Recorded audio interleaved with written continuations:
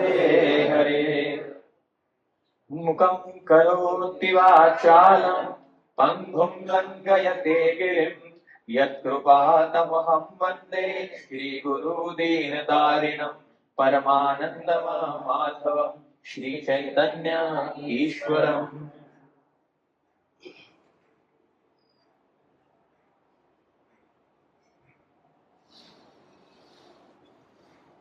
हरे कृष्ण।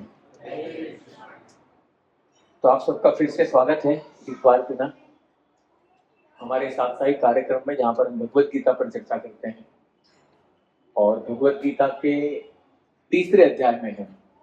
क्या नाम है तीसरे अध्याय का? कर्मयोग। कर्म सब जानते हैं, पर कर्म को योग बनाने की जो विधि है वो भगवत गीता ने सिखाई। क्योंकि कर्म सब लोग करते हैं जाने अनजाने में, लेकिन उसकी जो विधि है वास्तविक रूप से किस प्रकार का कर्म करना चाहिए, उसकी जो प्रस्तुति है भगवान ने बहुत सरल तरीके से की है। और भगवान को पता था कि 2025 में और उसके आने वाले आगे के वर्षों में भी हमारे जैसे लोग आएंगे, तो अर्जुन के माध्यम से सारे प्रश्नों को पूछा गया और भगवान ने अर्जुन को ही माध्यम बना के उस सारे प्रश्नों के उत्तर दिए। तो भगवत गीता एक ऐसा ग्रंथ है जो आपको केवल विस्मित करके नहीं छोड़ता। भी आपको बहुत सारे संकट को बताया जाएगा, परिस्थिति विपरीत बताई जाएगी, या बहुत सारे भय से अवगत कराया जाएगा, तो आप बेसिकली क्या होगा, आप डर जाएंगे, विस्मित हो जाएंगे। तो भगवत गीता वहीं पे नहीं छोड़ता। भगवत गीता अगर क्वेश्चन पूछता है या पूछवा जाता है अर्जुन के माध्यम से, तो उसका सोल्यूशन भी देता है कि उसका क्या सोल्यूशन है। तो हमारे लिए जानना बहुत महत्वपूर्ण है कि किस प्रकार से हमारे जीवन के जो भी प्रश्न है उसके उत्तर क्या है। क्योंकि जीवन के प्रश्नों के उत्तर जब तक आप जानने का प्रयास नहीं करेंगे, तब तक दुर्भाग्यवश हम दूसरी योनियों से ऊपर नहीं उठे। मनुष्य योनि में आने का सबसे बड़ा फायदा यही है कि वी कैन इंक्वायर, हम पूछ सकते हैं कि ऐसा क्यों, है ना। तो थर्ड चैप्टर में अभी तक थोड़ा सा समराइज करते हैं। क्या देखा आपने अभी तक, क्या पढ़ा थर्ड चैप्टर में? तीन थीम किसको याद है? कौन से तीन थीम थे? चलो थीम छोड़ दो, थोड़ा डिटेलिंग हो जाएगा। हमने अभी तक जो भी आपको याद हो थर्ड चैप्टर में जो भी पढ़ा है, उसमें कुछ भी याद हो, किसी को बांटना चाहे, कोई शेयर करना चाहे। क्योंकि नहीं तो हम लोग को स्कूल में पढ़ते थे ना, उसके जैसा ही होगा। मेरी मम्मी हमेशा बोलती थी कि आगे आगे पढ़ता जाता है और पीछे भूलता जाता है। तो ऐसा नहीं होना चाहिए। ऐसा होगा इसलिए बार बार पढ़ने का अनुमति हमको दी गई है, बार बार पढ़ने का हमें सजेशन दिया गया है, इसलिए बार बार पढ़ते हैं। ये भगवत गीता थर्ड चैप्टर शुरू किया हमने भगवान की मेहरबानी से, आयोजकों निर्माताओं के आशीर्वाद से। अगर ये भगवत गीता संपन्न हो गया, 18 अध्याय हो गए, तो क्या करेंगे, फिर से शुरू करेंगे। और फिर से जब शुरू करेंगे तो हमको ऐसा लगेगा हम पहली बार पढ़ रहे हैं। तो ऐसा होगा, पर जितना हो सके हमारी बुद्धि को थोड़ा हमें स्ट्रेस देना होगा, थोड़ा सा उसको तकलीफ देना होगा। नहीं तो बाय डिफॉल्ट हमारा नेचर है एक्सेप्ट करने का, जो आसानी से हमें मिल जाता है। लेकिन आध्यात्मिकता में जब तक अपने तरफ से आप एंडेवर नहीं करेंगे ना, तब तक उसका जो रेसिप्रोकेशन है, तब तक उसका जो प्रति उत्तर है, वो उतना आसानी से नहीं मिलेगा ना। प्रसाद लेने के लिए लाइन में तो खड़ा रहना पड़ेगा ना। तो किसी कोई बांटना चाहता है थर्ड चैप्टर में हमने क्या देखा, कुछ भी कुछ भी याद हो आपको। थर्ड चैप्टर इतना बड़ा है, कर्मयोग की हमने बात की है, तो क्या क्या देखा हमने, क्या क्या पढ़ा अभी तक। हमारे जो शिक्षक हैं राजपरायण प्रभु, अभी पता नहीं आपको बताना है कि नहीं बताना, पर दुर्भाग्यवश वो थोड़े अस्वस्थ हैं, तो उनको थोड़ा सा हॉस्पिटल में भी लेके जाना पड़ा। तो आपसे प्रार्थना कीजिएगा कि बहुत जल्द वो स्वस्थ हो जाएं और हमारे बीच वापस उपस्थित हो जाए, ताकि हम उनका मार्गदर्शन लेके आगे बढ़ सके। तो चिंता की कोई बात नहीं है ऐसे, बट फिर भी आपकी प्रार्थनाओं से वो बहुत 3 दिन में ठीक होने वाले होंगे, तो 1 दिन में हो जाएंगे। तो थर्ड चैप्टर में उन्होंने इतने अच्छे से बताया है हमें, बहुत सारे महत्वपूर्ण वर्ष है, बहुत सारे श्लोकास हैं जो बहुत महत्वपूर्ण है। तो किसी को कुछ भी अगर याद हो जाए तो मुझे थोड़ी प्रेरणा मिलेगी, अगर कोई कुछ भी बता सकता है। बोलिए। पृथ्वी पे अपन आए जल के जैसे आए, फिर अपन जिस जगह मिल जाते हैं वो गुण अपन को मिल जाते हैं। जी, जैसे गोविंद बाबू ने लास्ट एग्जाम्पल दिया था कि कैसे वर्षा का जो पानी है वो वास्तविक रूप से, संवैधानिक रूप से वो क्या है, शुद्ध है, निर्मल है। और वो जिस जगह पर गिरता है उस जगह के गुण धर्म को धारण कर लेता है। मिट्टी में गिरेगा तो मिट्टी वाला हो जाएगा, सीमेंट में गिरेगा तो भी मिट्टी वाला होगा, सीमेंट में तो मिट्टी। ठीक है, बहुत अच्छा। और कुछ इसके पहले आगे हमने क्या पढ़ा? कर्म योगा, पहले तो अर्जुन के क्वेश्चन थे, फिर कर्म योगा में हम लोग ने अब ये भी पढ़ा कि हम कैसे हमारी ड्यूटी हमें करनी है, हमारा जो नेचर है उसके हिसाब से हमें ड्यूटी करनी है, और हम जो ड्यूटी करते हैं उसके लिए हमारे रोल मॉडल कौन होते हैं? लीडर्स होते हैं। हमने ये भी देखा कि किस प्रकार से हम लोग लीडर को फॉलो करते हैं। जाने अनजाने सबका हर हर क्षेत्र में रोल मॉडल होता ही है। कोई अगर बिजनेस करेगा, पढ़ाई करेगा, क्रिकेट खेलेगा, कुछ भी करेगा, वो बोलेगा कि नहीं मैं सिर्फ अपना रोल मॉडल हूँ, लेकिन कहीं ना कहीं उसके लिए प्रेरणा का स्रोत कोई होता है जिसको वो ध्यान में रख के आगे बढ़ता है। एक्टर भी होगा तो कहीं ना कहीं उसका कोई एक्टर ऐसा होगा जिसको देख देख के वो सीखा है, जिसको देख देख के आगे बढ़ा है। तो कहीं ना कहीं हमारे जीवन में, और हमने ये भी देखा कि सब हम अपने अपने जीवन में हम सब एक लीडर है। तो हमारा ये उत्तरदायित्व बनता है कि हम जिस प्रकार के जीवन को जीते हैं उससे बहुत सारे लोग प्रेरणा ले रहे हैं। तो हमारा उत्तरदायित्व कि हम कैसा जीवन जिए ताकि औरों को अच्छी प्रेरणा मिले और वो अपने जीवन में उन्नति कर सके। तो अभी हम लास्ट सेक्शन में है, थर्ड चैप्टर के, जहाँ पे 37 तक हमने कवर किया है। 37 बहुत महत्वपूर्ण है, मैं चाहता हूँ कि उसको एक बार हम लोग दोहराएं, क्योंकि हम यहाँ पे जितने भी लोग बैठे हैं ना, वो सबके इस भौतिक जगत में आवागमन का कारण और उपस्थित रहने का कारण ये एक वर्ष है, जिसके कारण हम सब यहाँ पर। अभी बहुत लोग को ऐसा लगता है कि यहाँ पे रहने में प्रॉब्लम क्या है। कभी किसी को बोलेंगे ना भौतिक जगत है, दुखालय है, उस लोगों को समझ में ही नहीं आता है क्या दुख है, कुछ भी तो नहीं है। पर भगवत गीता ऐसे ही नहीं कही कि अगर भगवान, अगर सृष्टि की रचना की है, अगर भगवान ये चाहते या भगवान ऐसा बोलते कि भाई यहाँ पे आप परमानेंट रह सकते हैं, तो ये भगवत गीता होता ही नहीं ना। तो हमारे पास 37 जो वर्ष है ना, वो हमारे एक्चुअली भगवान के वचन है, और ये भगवान के वचन, भगवान की वाणी को रिपीट करना या उसका पुनरावर्तन करना, ये भी अपने आप में एक बहुत ही रोमांचक अनुभव है। क्योंकि आप सोचो ना, ये जो यहाँ पे लिखा है काम ईश क्रोध ईश, ये आज से 5000 साल पहले भगवान कृष्ण से मुख से निकला है और अर्जुन ने बोला है। हमें इतना आसानी से समझ में नहीं आता, बट भगवान के मुख से निकली हुई वाणी है, उसको दोहराना भी हमारे लिए बहुत मंगलकारी है। तो यहाँ पे क्या बोल रहे हैं, 37 वाला वर्ष एक बार हम फिर से पढ़ेंगे, फिर 38 पे जाएंगे। काम एष क्रोध एष रजोत्गुण समुद्भव महाशनो महापाप्मा विद्येनाम इह वैरिणाम। The Supreme Personality of Godhead said, it is lust only, Arjuna, which is born of contact with the material mode of passion and later transformed into wrath, and which is the all-devouring sinful enemy of this world. तो सबसे बड़ा अगर व्यक्ति का कोई शत्रु है ना, तो वो काम है।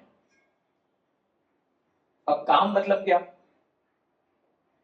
हम सब रोज काम पे जाते हैं, वो काम, घर में काम करते हैं, किचन में काम करते हैं, पढ़ाई करते हैं, वो सब भी काम ही है ना। तो काम मतलब क्या? क्यों काम को इतना बड़ा वैरी कहा गया? सबसे बिगेस्ट एनिमी, सबसे बड़ा दुश्मन आपका कोई है तो वो काम है। क्यों ऐसा कहा गया? काम मतलब क्या? राजपेंटू ने बोला था ना लास्ट टाइम ये वर्ष के टाइम में, काम मतलब क्या?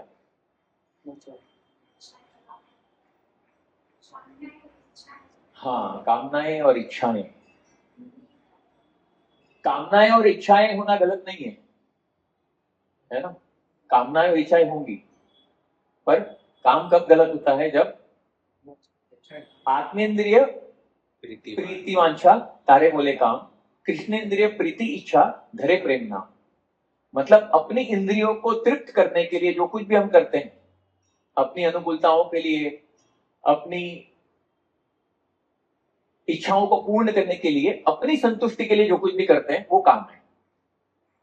और जो भगवान की इच्छा के लिए करते हैं वो प्रेम। तो जैसा राजपेंटू ने बताया था, तो भौतिक जगत में जो कुछ भी आपको दिख रहा है, it is nothing but the perverted reflection of love. यहाँ पर जैसे एक पेड़ होता है, 15वें अध्याय में बोलेंगे उद्व मूलम अधशाखम मत्सकम प्राहुरव्यम, भगवान बताएंगे आगे किस प्रकार से ये जो जगत है, भौतिक जगत है, वो आध्यात्मिक जगत की प्रतिकृति है या उसकी छाया है, विपरीत प्रतिबिंब है। जैसे आप अगर तालाब के पास जाएंगे, तालाब के पास अगर झाड़ होगा तो आपको वो झाड़ का उल्टा प्रतिबिंब आपको तालाब में दिखेगा। उसी प्रकार से भौतिक जगत में जो कुछ भी हमें दिख रहा है, ये भौतिक जगत जो है ना, वो कण कण में काम भरा हुआ है। भौतिक जगत की हर एक कण में, हम सबकी इच्छाओं में, हम सबके मानसिक में, चेतना में, सब जगह पे काम है। ये सुनने में थोड़ा अच्छा नहीं लगता है, पर ये वास्तविकता है। और ये काम क्या है, भगवान के लिए हमारा जो भगवान के प्रति जो शुद्ध प्रेम है आध्यात्मिक जगत में, वो ही भौतिक जगत में आके काम बन जाता है। क्योंकि जैसा मैंने कहा, हमारी इच्छाओं को पूर्ति करने के लिए काम हो जाता है, लेकिन हम सब सांविधानिक रूप से आत्मा है, और आत्मा का वास्तविक स्वरूप क्या है, भगवान को प्रसन्न करना, भगवान को सुख देना और भगवान को प्रेम करना। लेकिन जब हम ये सोचते हैं कि सारा प्रेम, सारी सुख सुविधाएं, सारी अनुकूलताएं, सारी सेवाएं, सब कुछ भगवान के लिए क्यों, क्या मैं इसका अनुभव, इसका आस्वादन, इसका आनंद नहीं ले सकता या ले सकती, जब हम ये सोचते हैं तो हमारा भौतिक जगत में स्थानांतरण होता है, और हमारी इच्छाओं को पूर्ण करने के लिए भगवान इस भौतिक जगत की रचना करते हैं। और भगवान ने भौतिक जगत की रचना की, तो हम सब भगवान के पार्ट एंड पार्सल है, भगवान के अंश है। तो जिस प्रकार से माँ बाप जो है वो बच्चों को जन्म देते हैं, तो वो अपने आनंद के लिए कि बुढ़ापे में सहारा बनेगा, हमारे मातृत्व और पितृत्व का जो भाव है उसकी पूर्ति होगी, उसका लालन पालन करेंगे। पर लेकिन बच्चे जो हैं वो जब अपनी पुख्त वय में पहुंचते हैं तो माँ बाप के आनंद को भूल जाते हैं और वो अपने में आनंद लेने लगते हैं, अपनी इच्छाओं को पूर्ण करने लगते हैं, अपने फ्रेंड्स, अपना लाइफ। तो क्या होता है, जब भगवान को आनंद देना था उसी प्रकार, मतलब जैसा हम माता पिता को आनंद को छोड़कर अपने आनंद को देते हैं, उसी प्रकार से भगवान के आनंद को छोड़कर हम अपने आनंद को संतुष्ट करने के लिए प्रयास करने लगते हैं। और उसी के कारण ये पूरा भौतिक जगत, जहां पे जो कुछ भी आप देखते हैं ना, वो सिर्फ एक ही चीज की वजह से हो रहा है, वो है काम। जो कुछ भी आपको दिखता है भौतिक जगत में, कहीं पे कोई भी क्षेत्र में, कोई भी व्यक्ति, कोई भी जीव, यहां तक बोलूंगा और यहां तक कि निर्जीव भी बोलेंगे, वहां पर भी सब कुछ कामनाओं के आधार पर है। इसलिए भगवान ने इसको क्या कहा है, मैथुनाग्रह।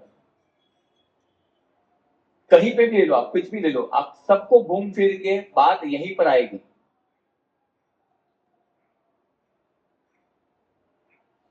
अभी जैसे लास्ट टाइम गोविंद प्रभु ने एग्जांपल दिया वाटर का, उसी प्रकार से हम दूध का एग्जांपल लेते हैं। तो दूध क्या है, वास्तविकता में दूध शुद्ध है, पर जैसे उसमें खटाई की एक बूंद गिरती है तो वो दही में परिवर्तित हो जाता है, उसका विकृत प्रतिबिंब हो जाता है, विकृतता आ जाती है उसमें। उसी प्रकार से वास्तविक रूप से हमारी जो इच्छा भी होनी चाहिए, या हमारी वास्तविक जो परिस्थिति भी है, वो केवल एक ही कारण से है कि हमको भगवान की सेवा करनी है। लेकिन हम वो भूल जाते हैं, इसी वजह से हम क्या करते हैं, हमारी खुद की सेवा करते हैं। आप देखेंगे ना तो पूरे भौतिक जगत में आपको सेवा का जो एलिमेंट है ना, वो हर जगह दिखेगा। फर्क सिर्फ इतना है, अगर आप भगवान की नहीं कर रहे हैं तो किसी और की करेंगे, अपने देह की करेंगे, अपने स्वजनों की करेंगे, अपने परिवारजनों की करेंगे, यहां तक कि आपको कोई नहीं मिला तो जानवरों की करेंगे। हर जगह पे आपको सेवा तो करनी है, आप करेंगे। भले आपको लगता है कि मैं सेवा नहीं कर रहा हूं, मैं अपने मन का मालिक हूं, मैं आजाद हूं, मैं स्वतंत्र हूं, पर कहीं ना कहीं हम सेवा कर रहे हैं। अगर किसी की भी नहीं कर रहे हैं ना, तो भी हम किसकी कर रहे हैं, हमारी इंद्रियों की करते हैं। आंखों को देखना अच्छा लगा तो हम वही देखेंगे, कानों को सुनना अच्छा लगा हम वही सुनेंगे, सबसे बड़ा जीवा को जो अच्छा लगा वही खाएंगे। तो वास्तव में हम इंद्रियों की सेवा करते हैं। अभी ये काम को इतना भयंकर क्यों माना गया है, मतलब क्यों इतना भयंकर है ये? देखो हम लोग का नाम, मतलब आप लोग सब सात्विक लोग हैं, लेकिन अगर हम उदाहरण देखेंगे ना तो पूरा जो शास्त्र है इसमें बहुत सारे ऐसे उदाहरण हैं कि काम जो है वो कैसा भयानक है और वो क्या क्या करवा सकता है व्यक्ति को। ऐसा बताया जाता है कि वो आता कुछ क्षण के लिए है, लेकिन वो जितने भी क्षण के लिए आता है ना, उस क्षण में विध्वंस मचा सकता है, उतनी शक्ति होती है उसमें। और कुछ नहीं देखता है, कुछ भी नहीं देखता है।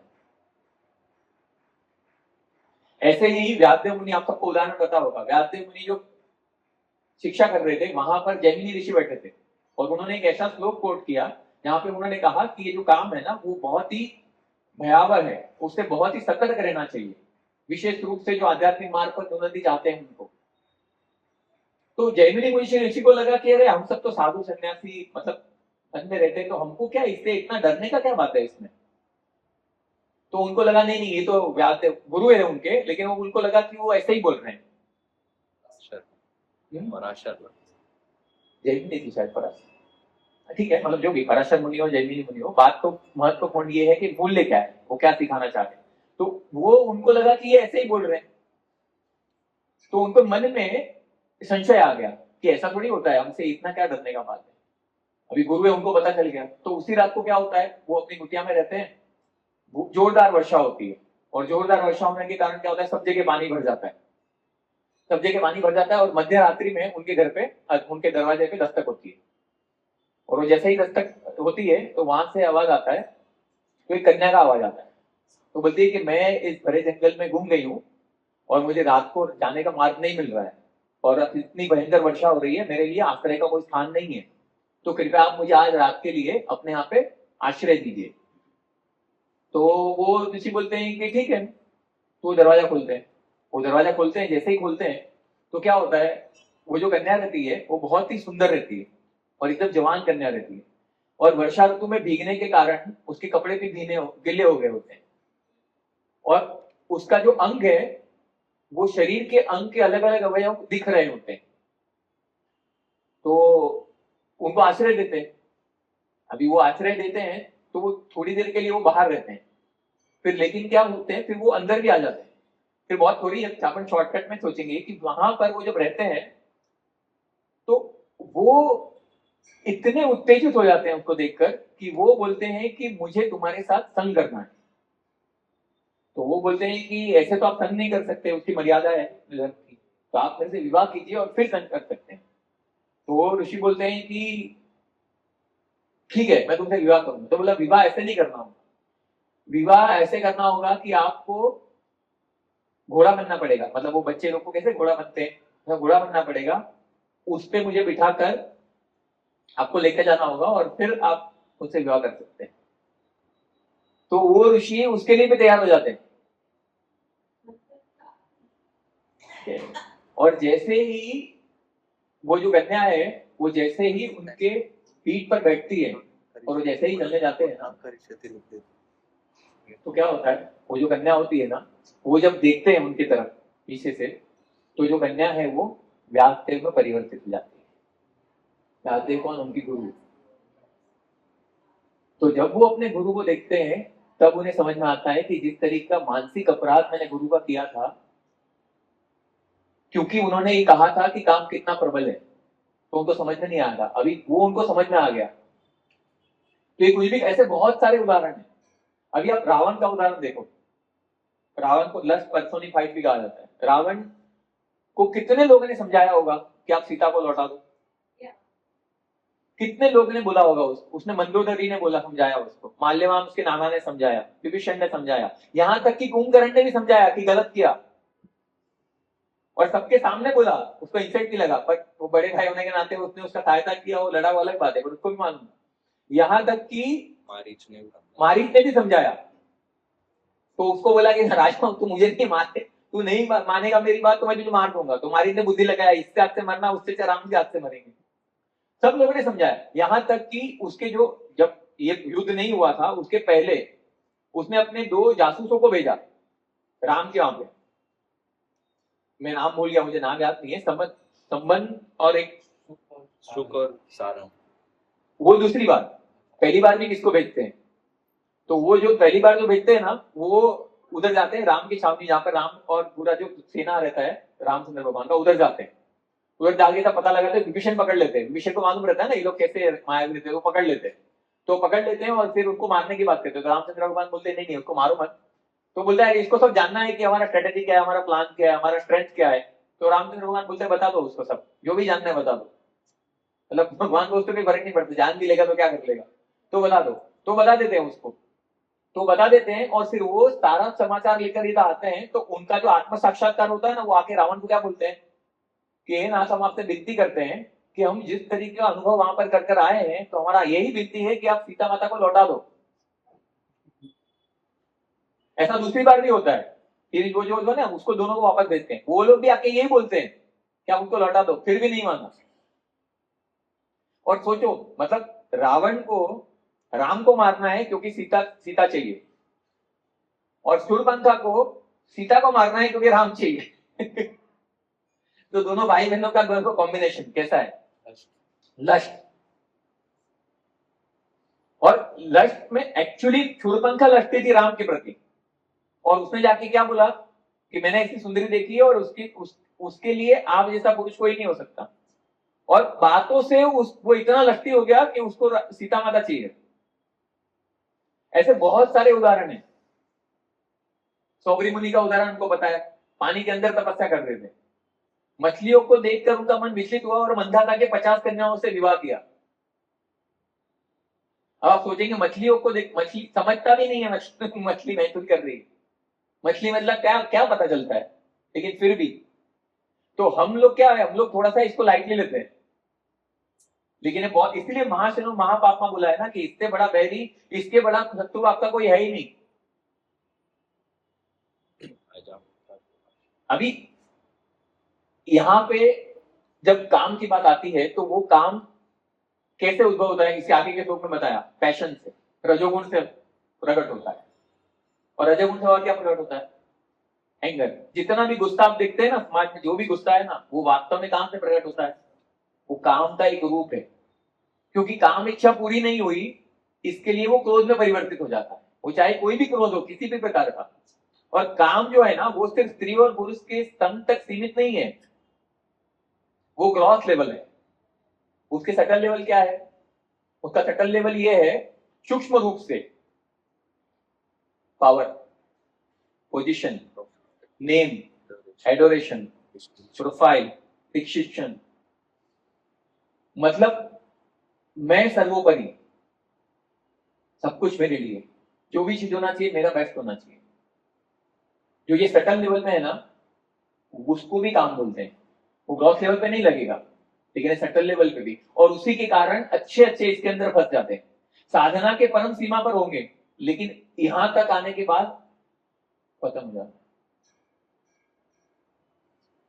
तो अभी इसके आगे अभी हम क्या सोच रहे हैं, 38वां वर्ष जो है वो भगवान उदाहरण देते हैं इसमें कि अभी हमने हमारा टॉपिक क्या आज का, कि ये जो काम हमको ये समझ गया। पहले तो हमको ये समझना होगा कि वास्तव में हमारा सबसे बड़ा शत्रु है, इस बात को मानना होगा कि शत्रु है। अगर ये शत्रु है तो किस प्रकार से, पहले हमें ये जानना होगा कि इसको कॉन्कर करने की बात या इसको जीतने की बात तो दूर है, पर पहले हमें ये समझना होगा कि वो रहता कहां है।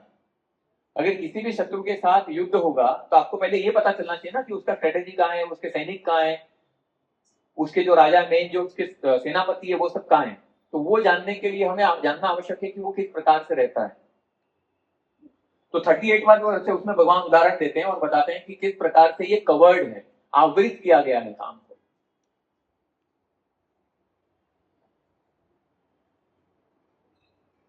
धूमेना व्रियते वैः, धूमेना व्रियते वैः, यथार्थो मलेन च, यथोलभ्येनावृतो गर्भ, तथा तेनेदमावृतम्। As fire is covered by smoke, as a mirror is covered by dust, or as the embryo is covered by the womb, the living entity is similarly covered by the different degree of this lust.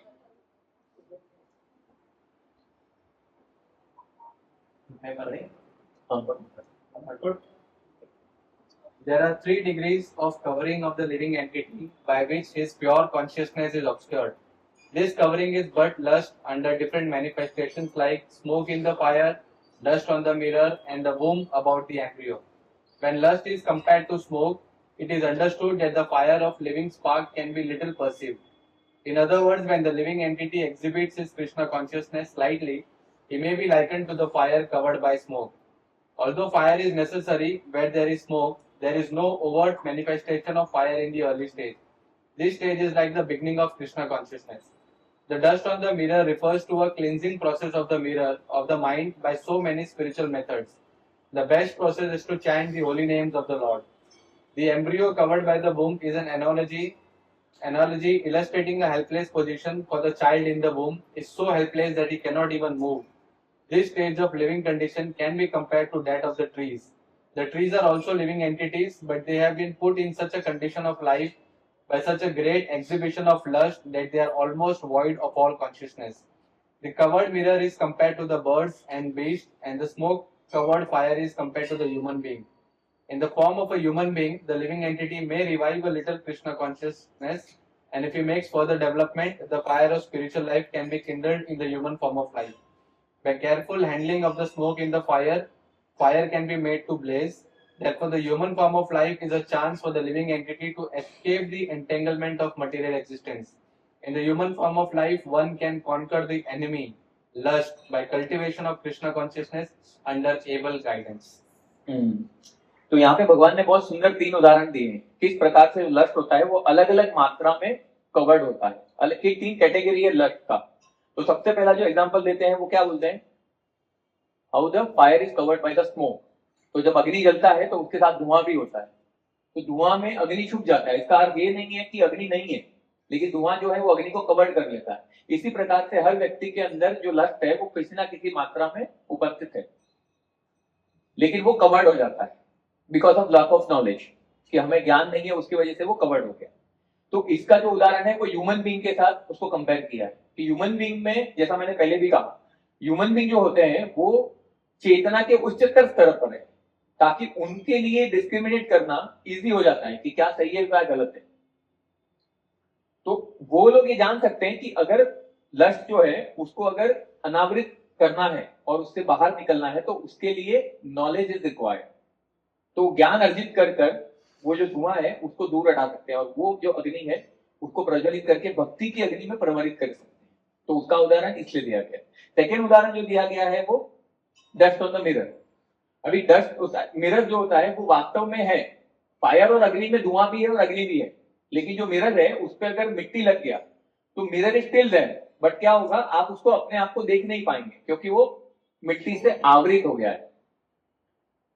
तो इसी प्रकार से इसको किसके साथ इसकी तुलना की जाती है, जैसे ह्यूमन बीइंग है, मनुष्य है, उसी प्रकार से जानवर है, बर्ड भी, पशु पक्षी है। तो पशु पक्षी में है, पशु पक्षी में भी काम होता है, लेकिन वो लोग उस प्रकार से आवृत हैं कि उन्हें पता नहीं है कि ये गलत है और वो कोशिश भी नहीं कर सकते कि ये सही है गलत है, इससे कैसे बाहर निकला जा सकता है। अभी अगर पशु की बात करते हैं ना, तो पशु में जैसे अगर हम पिजन की बात करते हैं, कबूतर, वो दिन में 30 बार मैथुन करता है। और इसी प्रकार से न जाने कितने ऐसे जानवर हैं जो दिन में असंख्य बार मैथुन करते हैं, पर उन्हें ये पता नहीं है कि ये सही है या गलत है। और उनमें विशेष रूप से देखेंगे ना तो उनमें विवाह का कोई प्रावधान नहीं है और एक ही पात्र तक सीमित रहना ये भी कोई प्रावधान नहीं है। अगर आप देखेंगे तो उनके लिए कोई लज्जा का भी विषय नहीं है। मनुष्य जो है वो होटल का कमरा या घर का कमरा उसमें अपनी इंद्रियों की तृप्ति करते हैं, लेकिन पशु के लिए वो कहीं पर भी सामाजिक रूप से उन्हें किसी का भय नहीं है और किसी का कोई लज्जा भी नहीं है। ऐसा कहा जाता है, कामातुराणाम न भय न लज्जा, मतलब जो व्यक्ति काम के अधीन हो जाता है उसको ना तो किसी प्रकार का भय रहता है और ना ही किसी प्रकार की लज्जा रहती है। तो अभी का जो समाज है उस समाज में जब हम लिविंग रिलेशनशिप की बात करते हैं या एक पार्टनर से मल्टीपल पार्टनर, हम लोग जहां पर क्या बोलते हैं उसको, अफेयर्स की बात करते हैं, विवाहित संबंध के बाहर एक्स्ट्रा मैरिटल अफेयर्स की बात करते हैं, तो हमें लगता है कि हम प्रोग्रेस कर रहे हैं और इसको बहुत ही कूल वे में देखा जाता है। अगर आप ये नहीं करते हैं तो आप आउटकास्ट है, आप आउटडेटेड हैं। ये वेस्टर्न सभ्यता है, हालांकि वेस्टर्न में कोई सभ्यता ही नहीं है, बट उसका अनुकरण कर रहे हैं। तो अगर वास्तव में देखेंगे तो ये क्या है, पशुवृत्ति है। अगर एक कुत्ता, सॉरी मुझे क्षमा कीजिएगा, ये विषय ऐसा है इस पे लीजिए थोड़ी ऐसी चर्चा करना आवश्यक है। अगर एक कुत्ता है और एक कुतिया है, अगर वो दोनों मैथुन करते हैं तो कुत्ता और कुतिया दूसरे दिन पे क्या वो दोनों ही साथ में रहेंगे? कुत्ते के लिए ऐसा वही कुतिया ऐसा जरूरी नहीं है, कोई भी हो सकता है। तो अगर यही वृत्ति अगर हम अपनाते हैं अपने जीवन में तो हम जानवर से अच्छे हैं क्या? हमने जानवर से उन्नति नहीं उससे अधोगति प्राप्त की है। आपको मालूम है जानवर में भी, ये कहना आवश्यक है क्योंकि जानवर में भी कुछ पीरियड होता है, कुछ समय होता है, उस समय के बाद वो मैथुन क्रिया नहीं करते हैं। आपको मालूम है ये? जैसे आपने अम्बे माँ का वाहन कौन है? शेर, है ना? जानते हैं शेर को क्यों वाहन बनाया है? मतलब हालांकि उनकी मर्जी है बट बोल रहा हूं कि उसमें एक गुण है। क्या गुण है? वो वर्ष में सिर्फ एक ही बार मैथुन क्रिया करता है। भगवान कृष्ण के मुकुट पे क्या होता है? मोरपंख। मोरपंख कैसे मिला भगवान को? भगवान का वो मोर नृत्य करते हैं, भगवान भी मोर बन के नृत्य करते हैं, और भगवान ने मोर ने प्रसन्न होकर कृष्ण को अपना जो पंख है, जो सुंदरता का प्रतीक है, वो भगवान को भेंट दिया और भगवान ने उसको अपने मस्तक पे धारण किया। ये बात हम सब जानते हैं। पर आचार्य लोग अपनी टीकाओं में ये भी बताते हैं कि वास्तव में मोर पंख को सर पे धारण करने का उद्देश्य क्या है? मोर जानते हैं क्या होता है? मोर का जो प्रजनन क्रिया होती है ना, वो कैसे होती है? मोर वास्तव में कभी स्त्री और पुरुष, मतलब मोर और मोरनी साथ में आके शारीरिक रूप से शारीरिक क्रिया नहीं करते। There is no physical sex life. वो वर्षा ऋतु के पानी को मोरनी पर्टिकुलर नक्षत्र में ग्रहण करती है मुख से, और उसके कारण गर्भवती होती है। और इसीलिए आचार्य बताते हैं कि ऐसा जो व्यक्ति है जो कामेच्छा से लुप्त है, कामेच्छा से पूर्ण नहीं है, जिसने कामेच्छा को छोड़ दिया है, वैसे व्यक्ति को अपने भगवान सिर पे बिठाते हैं।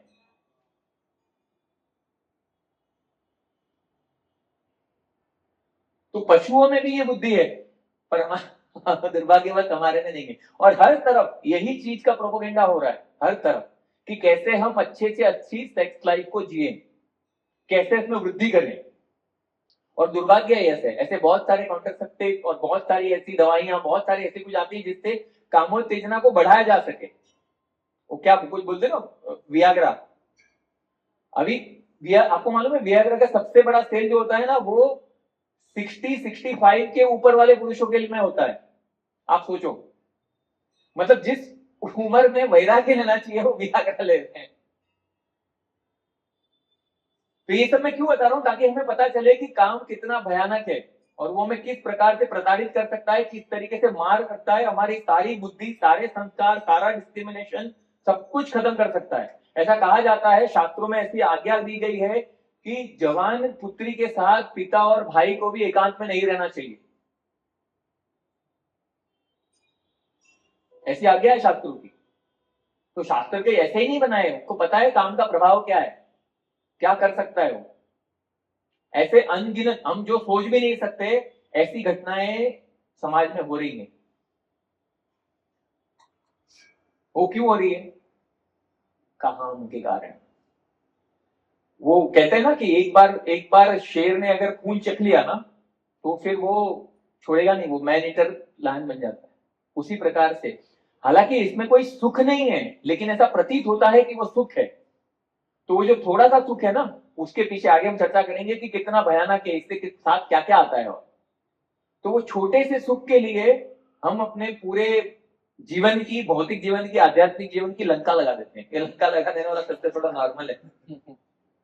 ये दिल्ली वाले ऐसा बोलते हैं, मतलब अगर किसी की वाट लग गई या किसी की मतलब बहुत बुरी घटना हो गई तो बोलते हैं लंका लग गई। तो इसीलिए ये कहा जाता है कि उनमें भी, और इसके आगे कौन सा एग्जांपल दिया? भूम का एम्ब्रियो, जैसे भ्रूण को गर्भ आवृत करके रखता है, उसी प्रकार से जो कामेत्तना है वो पशु पक्षियों में हमने देखा, पशुओं में देखा, पंखियों में देखा, उसी प्रकार से जो झाड़ पेड़ पौधे हैं उनमें भी है। वो हालांकि स्थानांतर नहीं कर सकते। अभी सोचो कि उस परिस्थिति में जो माता के गर्भ में शिशु होता है, वहां पर हलन चलन भी नहीं कर सकता, तो बाय फोर्स उसको वहीं उसी स्थिति में रहना होता है। उसी प्रकार से वो इतना घनिष्ठ है, इतना गूढ़ है कि उस परिस्थिति में कोई कामोत्तेजना से बाहर आने का सोच भी नहीं सकता है। सो अकस्टम। तो इन तीनों उदाहरणों में सबसे श्रेष्ठ आपको कौन लगता है? किसके पास ज्यादा चांस है, किसके पास ज्यादा अवसर है कामोत्तेजना को समझकर उससे बाहर निकलने का? किसके पास है? मनुष्य के पास। तो अभी आगे भगवान 39 में भी एग्जांपल देंगे। आवृतम ज्ञानमेतेन आविष्टं ज्ञानमेतेन ज्ञानिनो नित्यवैरिणा ज्ञानिनो नित्यवैरिणा कामरूपेण कौन्तेय कामरूपेण कौन्तेय दुष्पुरेणान मलेन च. दुष्पुरेणानेन च. Thus, the wise living entity's pure consciousness becomes covered by his eternal enemy in the form of lust, which is never satisfied and which burns like fire. It is said in the Manusmriti that lust cannot be satisfied by any amount of sense enjoyment, just as fire is never extinguished by a constant supply of fuel. In the material world, the center of all activities is sex, and thus this material world is called Maithunya Agra, or the shackles of sex life. In the ordinary prison house, criminals are kept within bars. Similarly, the criminals who are disobedient to the laws of the Lord are shackled by sex life. Advancement of material civilization on the basis of sense gratification means increasing the duration of material existence of a living entity. Therefore, this lust is a symbol of ignorance by which the living entity is kept within the material world. While one enjoys sense gratification, it may be that there is some feeling of happiness, but actually that so-called feeling of happiness is the ultimate enemy of the sense enjoyer. बहुत beautifully Prabhupada ने मतलब explain किया है कि किस प्रकार से हमें लगता है कि हम भौतिक जगत में उन्नति कर रहे हैं, हम एलिवेट हो रहे हैं, सुख सुविधाओं में, अनुकूलताओं में, फैसिलिटीज में, हर तरीके से हम प्रगति कर रहे हैं ना. जो विकासशील देश है वो विकसित बनना चाहते हैं, और विकसित है वो अपनी विकसितता को मेंटेन करना चाहते हैं, और उसमें अपनी सुख सुविधाओं के साधनों को बनाते जा रहे हैं और ज्यादा उन्नत करते जा रहे हैं.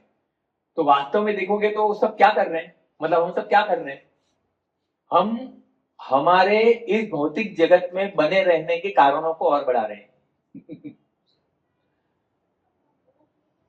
इसको विडंबना बोलो, आयरनी बोलो, जो भी, मतलब ये हमारा दुर्भाग्य है कि हम यहां से निकलने की जगह इसको ऐसी जगह बना रहे हैं जहां पे हम खुद ही, जो रेशम का कीड़ा होता है ना, वो क्या करता है, वो रेशम का कीड़ा होता है, वो अपने अपने अपने अपने शरीर से उस तंतु को निकालता है और उसकी वजह से वो पूरा जाल बनाता है ना. और फिर क्या होता है, उसमें ही फंसता है और वो मर जाता है.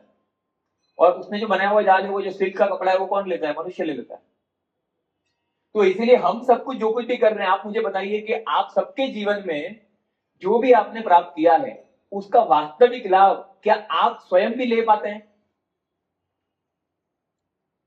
क्यों करते हैं वो सब? बच्चों के लिए, परिवारों के लिए.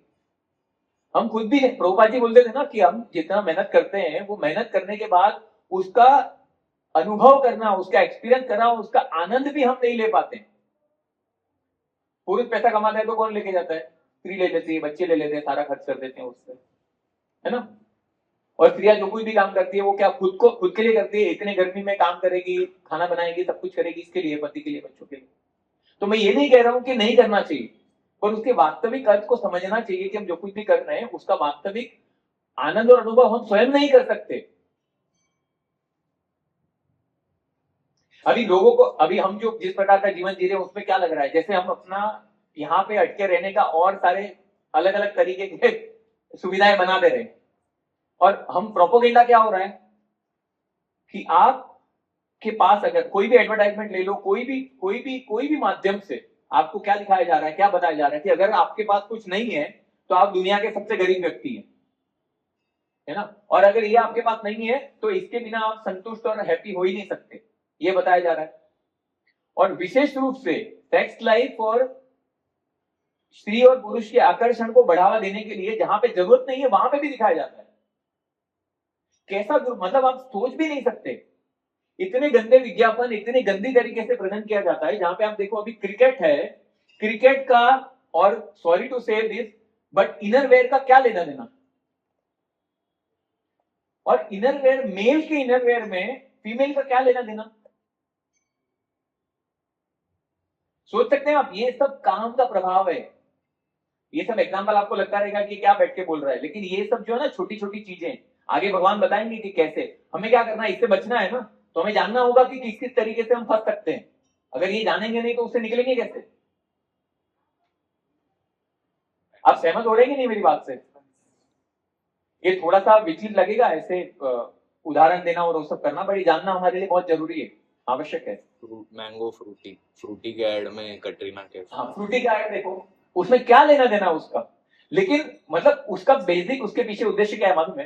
अगर आप इनरवेयर की बात करो या वो फ्रूटी की बात करो, कोई भी जो साधन सामग्री पुरुषों के उपयोग के लिए है, उसमें स्त्री को बताने का और वो भी गंदे कपड़ों में या गंदे तरीके से प्रेजेंट करने का उद्देश्य क्या है? आपको ये महसूस कराना है कि अगर आप फ्रूटी पिएंगे ना तो आपको कटरीना कैफ मिलेगी या कटरीना कैफ जैसा आपको फीलिंग आएगा। जिस तरीके से वो देखेंगे ना तो वो इतना माइन्यूटली कैप्चर करके बताया जाता है कि वो फ्रूटी का एक बूंद है ना उसके लिप्स पे पड़ता है, तो जब आप फ्रूटी पिएंगे तो आप उसके लिप्स को याद करेंगे। तो कहीं ना कहीं डायरेक्ट इनडायरेक्ट वे में आपके मानस में वो स्त्री का शरीर आया, स्त्री का मुख आया। तो आप समझो इस बात को, इस प्रोपोगेंडा को समझो किस किस प्रकार से हमें, और इतने प्रताड़ित हो गए ना हम, हमारी इतने गंदी तरीके से लोकल लैंग्वेज में ले रहे हैं ना ये लोग, उसका हम अंदाजा भी नहीं लगा सकते।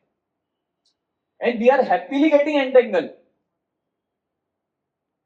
जानबूझ के, मतलब समझते भी है फिर भी। आप देखना, मैं 100% बोलता हूं, अगर आपको एक चलचित्र या एक विज्ञापन आपको 10 बार दिखा दिया ना, जब आप कोई भी चीज खरीदने जाओ वो आपके मानस पे आपको अफेक्ट करेगा करेगा करेगा ही।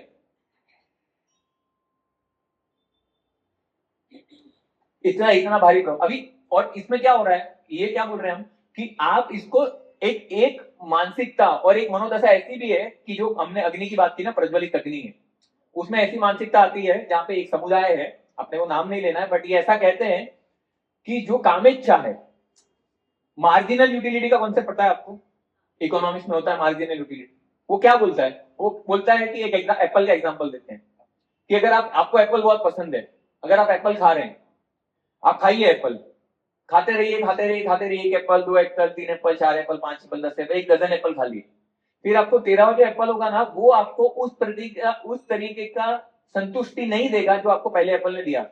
मतलब it is always decreasing, diminishing marginal utility, ये कॉन्सेप्ट है। तो उसी को कॉन्सेप्ट को ये लोग सेक्स लाइफ में इंक्लूड करते हैं।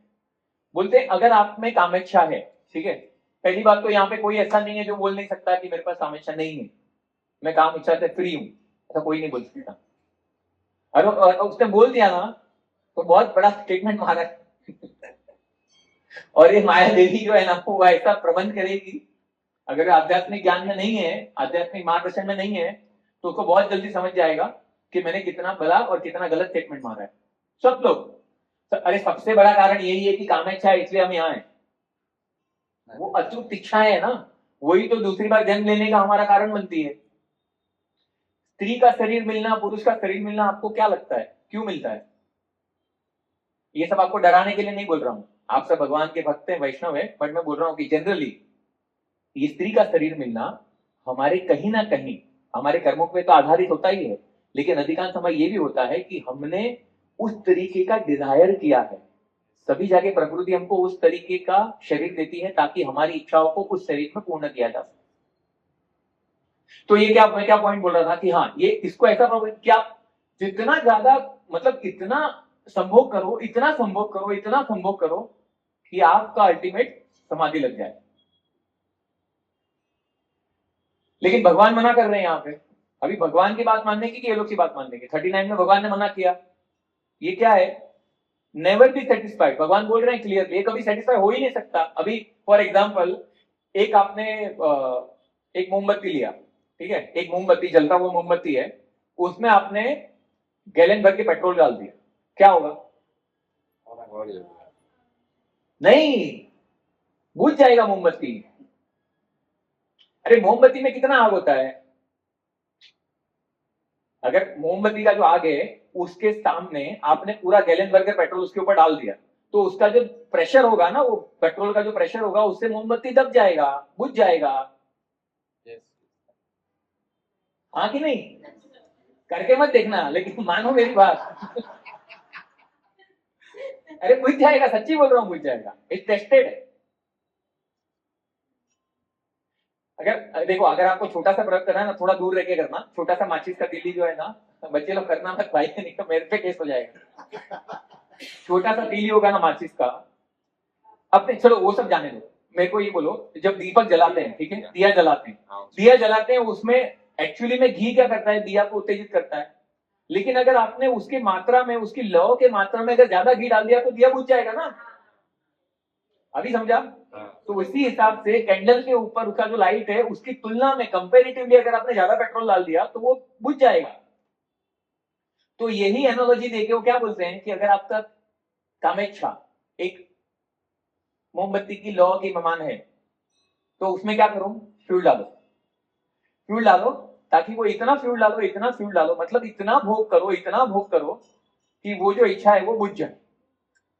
मतलब एक टाइम के बाद आप फ्रेश हो जाओ, आपको लगे हाँ अभी मुझे कोई स्त्री की कोई पुरुष की आवश्यकता नहीं है, मैं संतुष्ट हो गया या संतुष्ट हो गई। पर क्या ऐसा होगा? ऐसा नहीं होगा, क्योंकि ये जो अग्नि है ना कामेश्वर, वो एक कैंडल के, एक मोमबत्ती की लौ के समान नहीं है। It is like a forest fire. जो जंगल होता है ना, उसमें जो आग लगती है ना, उसको बुझाने के लिए आपका कोई भी स्तोत्र काम नहीं आता। तो वो फॉरेस्ट के समान, फॉरेस्ट का फायर है। इसलिए हमारा गौराष्टक में सबसे पहला वर्ष क्या है? संसार दावा नलली ढलो का प्रणय कारुण्य घन घनत्वम। क्या है? संसार दावानल। दावानल मतलब वॉल्केनो। उस तरीके का जो है वो अग्नि संसार में है। तो उससे हमें शीतलता कैसे मिलेगी? गुरु के आश्रय से। हम इसका सॉल्यूशन में देखेंगे, बिकॉज हमारा जो सब्जेक्ट है वो सॉल्यूशन है। इसका सॉल्यूशन क्या? ये सब तो मान लिया, ये सब तो कर लिया, पर करने का क्या? तो एक बात से समझ लो कि ये जो फिलोसॉफी है, ये जो एनालॉजी है, वो बेबुनियाद है। सॉरी, बेबुनियाद उर्दू वर्ड है, स्तंभ रहित है। उसका कोई साइंटिफिक, कोई प्रैक्टिकल, कोई सॉल्यूशन नहीं। अगर ऐसा होता ना तो इतने बड़े बड़े आचार्यों का कमेंट्री, इतने बड़े बड़े आचार्यों का सुझाव, हमारे लिए अनुमति, आज्ञा, इतने सारे चरित्रों का लिखने की आवश्यकता ही नहीं होती अगर ऐसा होता। आप सोचो ना, मतलब आपको मैं एक एग्जांपल देता हूं। हम 84 लाख योनियों में घूम के आए। 84 लाख, ये तो मानते हैं ना, शास्त्रों की बात है। 84 लाख योनियों में, जैसा मैंने बताया, कबूतर एक दिन में 30 बार चेक करता है। ऐसे हर योनि में, हम ज्यादा नहीं करेंगे, हम हर योनि में हम बहुत अच्छे साफ सुथरे रहे हैं, और हमने हर योनि में, हर जन्म में सिर्फ एक ही बार संभोग किया है।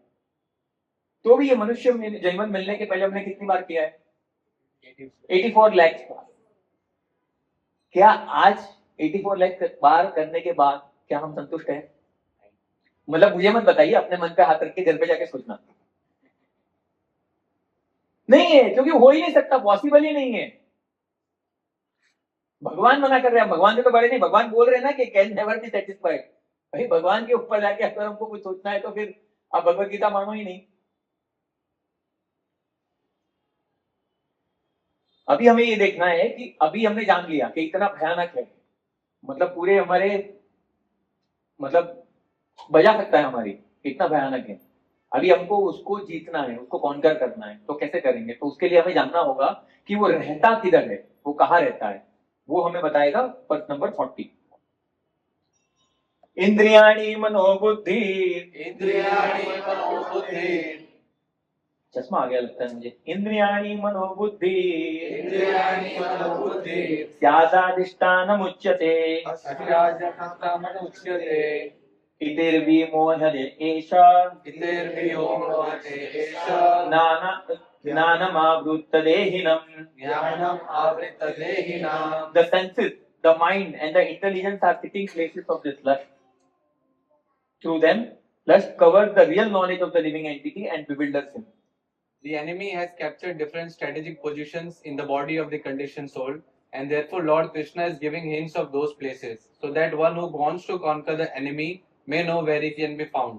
Mind is the center of all the activities of the senses, and thus when we hear about sense objects, the mind generally becomes a reservoir of all ideas of sense gratification, and as a result, the mind and the senses become the repositories of lust. Next, the intelligence department becomes the capital of such lustful propensities. Intelligence is the immediate next door neighbor of the spirit soul. Lusty intelligence influences the spirit soul to acquire the false ego and identify itself with matter. And thus, with the mind and the senses, the spirit soul becomes addicted to enjoying the material sense and mistakes this as true happiness. This false identification of the spirit soul is very nicely explained in the Srimad Bhagavatam 10.84.13. यस्यात्मा बुद्धि कुनपे त्रि धातुके स्वधि कलात्रदिषु भौम इज्यादि यत् तीर्थ बुद्धि शलीले नाग हरीशी ज्ञानेश्व अभिज्ञाशु स्व एव गोखरा. A human being who identifies this body made of three elements with his self, who considers the byproducts of the body to be his kinsman, who considers the land of birth worshipable, and who goes to the place of pilgrimage simply to take a birth rather than meet man of transcendental knowledge, there is to be considered like an ass or a cow. तो यहाँ पे भगवान ने बताया कि कहाँ पर ये काम रहता है. तो एक होता है सेंसिस, माइंड और इंटेलिजेंस. सेंसिस मतलब हमारी इंद्रियां. इंद्रिया में कौन सी इंद्रियां आती है? 5 ज्ञानेंद्रिय और 5 कर्मेंद्रिय. तो हर जगह पे काम रहता है. तो उसके ऊपर, इंद्रियों के ऊपर क्या है? मन. मन पे भी काम होता है. और इंटेलिजेंस, इंटेलिजेंस मतलब हमारा बुद्धि. तो बुद्धि पे भी काम होता है. और ऐसा कहा जाता है कि कोई थोड़े से प्रयास के बाद हमको लगने लगे कि हमने अपने इंद्रियों पर संयम लेके अपने काम को जीत लिया है, प्राप्त कर लिया है, पर वो सबसे डिफिकल्ट है बुद्धि के काम को जानना. बुद्धि में जो काम है ना वो नहीं जाता है. इंद्रियों के अस्तित्व से हम अपने आप को बचा ले, शायद कहीं अपने आप को लॉक कर ले, कुछ भी कर ले, लेकिन बुद्धि वाला काम नहीं जाता. अभी हमारे शास्त्रों में ऐसा वर्णन आता है जहां पे नारद मुनि का उदाहरण दिया जाता है. आप सबको मालूम हो, अभी नारद मुनि जो है हमारे आचार्य हैं, परंपरा में आते हैं, तो उनके प्रति मतलब पूर्ण श्रद्धा से, पूर्ण मान सम्मान के साथ, बट उनके साथ जो घटना घटी, जो लीला हुई, वो हमें सिखाने के लिए लीला थी. तो एक बार क्या होता है, नारद मुनि जो है वो तपस्या कर रहे होते हैं, और तपस्या करते होते हैं, और तपस्या, जब भी कोई तपस्या करता है ना, तो सबसे पहले तकलीफ किसको होता है? इंद्रदेव. क्योंकि उनको क्या लगता है कि तपस्या करेगा, अपने आप को उन्नत करेगा और मेरा पोजीशन पे खतरा हो जाए. तो वो क्या करते हैं? वो तपस्या को भंग कराने के लिए सब अरेंजमेंट करते हैं. तो अभी नारद मुनि की तपस्या को भंग कराने के लिए कामदेव आए और कामदेव ने अपना बाण मारा. और जब कामदेव अपना बाण चलाते हैं तो अच्छे लुढ़क जाते हैं. मतलब ऐसी हवाएं आती हैं, ऐसा माहौल होता है, ऐसा मौसम बनता है कि अच्छे लोग पिघल जाते हैं. अभी नारद मुनि को उन्होंने बाण मारा, और नारद मुनि भगवान के भक्त हैं, नैष्ठिक ब्रह्मचारी हैं, तो वो अपनी साधना में मस्त थे, और उनको कामदेव परास्त नहीं कर पाए, और कामदेव ने नारद मुनि की शरण ले ली. अरे मुझे क्षमा कर दीजिए, मैंने तो ऐसा मद में आके ऐसा कर दिया, और मैं क्षमा चाहता हूँ आपसे. नारद मुनि बोले कोई बात नहीं. नारद मुनि खुश हो गए. लेकिन नारद मुनि को फिर क्या लगा, अरे साक्षात कामदेव मेरे चरणों में गिर गए, उसने अपने बाण चलाए, लेकिन मुझे एक भी बाण लगा नहीं, और मैं उससे विचलित नहीं हुआ. तो नारद मुनि को थोड़ा सा अच्छा लगा, अरे यार मतलब कुछ तो अचीव किया मैंने, है ना. तो अपने आप को बचा लिया मैंने, और कामदेव मेरा कुछ बिगाड़ नहीं पाए. तो जब भी हमको ऐसा कुछ अचीवमेंट होता है ना, मतलब ये समझने के लिए, उदाहरण के लिए, नारद मुनि हमारे आचार्य हैं, ऐसा कुछ अचीवमेंट हम करते हैं ना जब भी, और जो विशेष रूप से जो किसी को पता नहीं है, तो हमारी प्रोपेंसिटी क्या होती है कि किसको जाके बताऊं कि मैंने ये अचीव किया है. देखो, अगर आपकी उपलब्धि अगर आप तक ही सीमित है, फिर वो उपलब्धि कैसी? अगर आपने कुछ अचीव किया है, वो अगर 2 जन आके पूछे नहीं कि तूने कैसे किया, तो वो फिर उसमें मजा नहीं है ना. वो दिखाने में ज्यादा मजा है, पाने से ज्यादा दिखाने में मजा है. तो नारद मुनि बोले यार किसको बोलूं जाके. तो वो जाते हैं ब्रह्मा जी के पास, ब्रह्मा जी को प्रणाम करते हैं, और ब्रह्मा जी को ऐसा बोलते हैं. ब्रह्मा जी कौन है? उनके पिता है. तो उनको जाकर बोलते हैं कि ऐसा हुआ, मैं तपस्या कर रहा था, ऐसा हो गया, और मेरे को कामदेव शरण में आ गए. तो ब्रह्मा जी कुछ ज्यादा प्रसन्न नहीं हुए, और ब्रह्मा जी को कुछ बोल नहीं सकते क्योंकि वो तो पिता है. तो बोला यार मजा नहीं आया. तो वो शिव जी के पास जाते हैं. शिव जी के पास जाते हैं और शिव जी को बोलते हैं कि अरे मैं ऐसे तपस्या कर रहा था, कामदेव आया और कामदेव को परास्त कर दिया. और शिव जी को बोला कि आपको तो कामदेव को मारना पड़ा था, मतलब आपने तीसरा नेत्र खोल के कामदेव को भस्म कर दिया था, मेरे को तो उसको मारना भी नहीं पड़ा, वो खुद ही शरण में आ गया. तो शिव जी ने प्रसन्नता की. शिव जी ने बोला कि बहुत बढ़िया, आप तो भगवान नैष्ठिक ब्रह्मचारी हैं और भगवान के इतने बड़े भक्त हैं, बट मेरी आपसे एक विनती है कि ये बात है ना आप किसी को बताइएगा मत. तो बोले नारद मुनि बोले अरे ऐसा क्यों बोल रहे हैं, लगता है इनको मेरी उपलब्धि से जलन हो रही है. और शिव जी ऐसा बोलते हैं कि आप सबको किसी को बताएं, किसी को मत बताना, पर किसी को बता दिया तो ठीक है, लेकिन भगवान विष्णु को तो कभी मत बताना. तो बोलते हैं अरे भगवान विष्णु को कैसे नहीं बताऊंगा, तो वो मना करते हैं। तो फिर उनको लगता है कि ये शिव जी मुझसे जल रहे हैं, तो इससे जाते हैं भगवान विष्णु के पास। थोड़ा मैं फास्ट फास्ट करता हूँ, बड़ा लंबा स्टोरी है। तो वो क्या करते हैं, भगवान विष्णु के पास जाते हैं। भगवान विष्णु को जाके बोलते हैं कह रहे भगवान देखो मैंने मतलब कामदेव को, शिव जी को तो मारना पड़ा था, पर मेरे तो शरण में आ गया, मैंने उसको कॉन्कर कर लिया, मैंने उसको जीत लिया पूर्ण तरह से।